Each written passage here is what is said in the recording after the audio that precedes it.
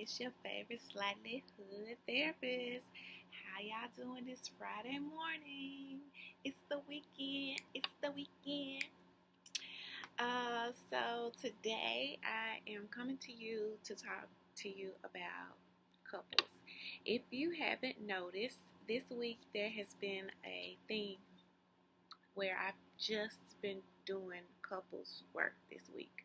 Um, all of my shorts have been little skits on couples. All of my blog talks have been about couples. And a big part of that is because this weekend I am taking part in of part three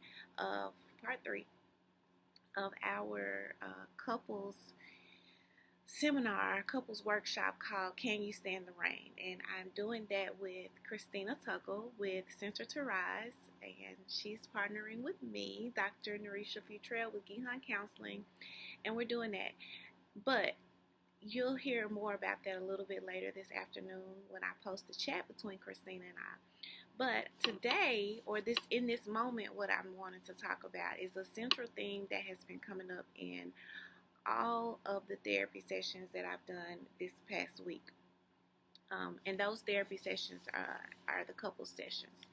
And if I'm being honest, this is something that I talk about with all of the couples that come to see me, and that is the concept of partnership. I don't think I've ever shared on this vlog before, like how much I love Audible, right? Audiobooks.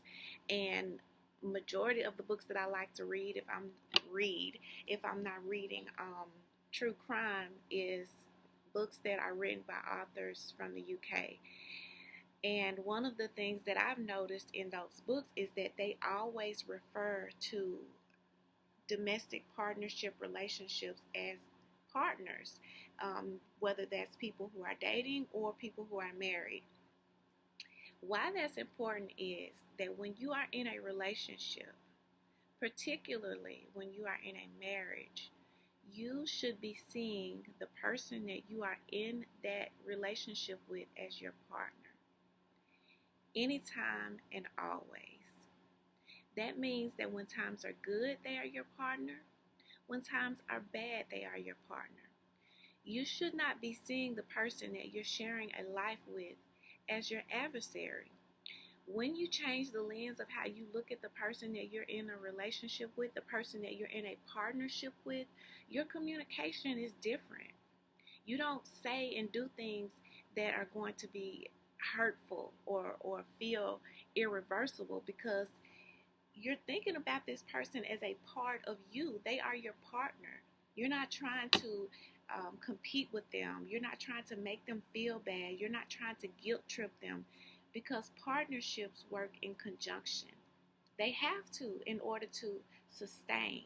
Now, you can be in a relationship and it not be a partnership, and it doesn't work well. You know, there are significant downs when there should be significant ups, because it's not going to always be ups, right?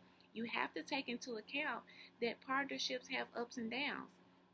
And you have to remember that if you can't be a good partner, how are you expecting somebody to be a good partner to you? So, I'm challenging couples all the time to start with themselves. Even if your partner is the one that has done something wrong, start with you first. Figure out where you are going wrong in this partnership, and then look to your partner to see what you can get from them, what you need from them. And yes, I said what you can get from them. We're not going to be disillusioned here that interactions with each other, they're reciprocal. You do for me, I do for you.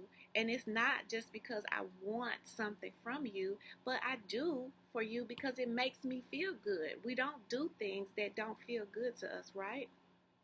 The other thing that's important to remember, besides the baseline of seeing your partner as a partner, is that emotional safety and security is the biggest thing, okay? I always ask people, like, do you trust your partner? And then, of course, they'll answer the question because they're always thinking about, well, do I trust them? Are they going to cheat on me? Like, yeah, that's important. But what I'm asking is, do you trust your partner to keep you emotionally safe? Do you trust yourself to provide emotional safety to the person that you're in partnership with?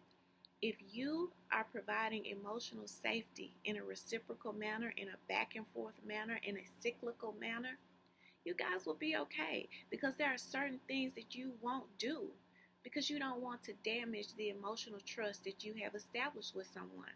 If you're answering no to all of these things that I'm asking, and you're sharing your body, you're sharing your bed, you're sharing a life, your life, you're sharing a life that you created, children, you're sharing business with people, you're sharing finances, and you're answering no to all those other questions, you got a bigger problem. You might not be in a partnership, and you might need to reevaluate what you're doing. So I hope you guys are having a wonderful week. I hope you have an awesome weekend, and I hope that you build strong, loving, sustaining partnerships.